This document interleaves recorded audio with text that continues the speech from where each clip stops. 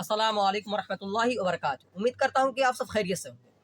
नेपाल में बुद्धा एयरलाइंस जो कि क्रैश हुआ है, मैं आप लोगों को वीडियो दिखा रहा हूँ। उसमें यह बताया जा रहा है कि उसमें 51 आदमी सवार थे, पैसेंजर थे और 4 चलाने वाले थे, पायलट थे, जो कि सब उसमें सेफ हैं, किसी को कुछ नहीं हुआ है। मैं आप लोगों को वीडियो दिखा रहा हूँ।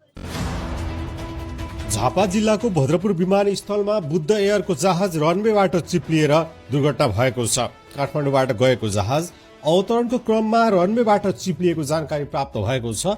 झापाका प्रमुख जिल्ला अधिकारी शिवराम गेलालका अनुसार विमानमा सामान्य क्षति भए पनि यात्रुहरू र चालक दलका सबै सदस्यहरू सकुशल रहेका छन्। सबै यात्रुहरूको उद्धार समेत भइसकेको उनले बताएका छन्।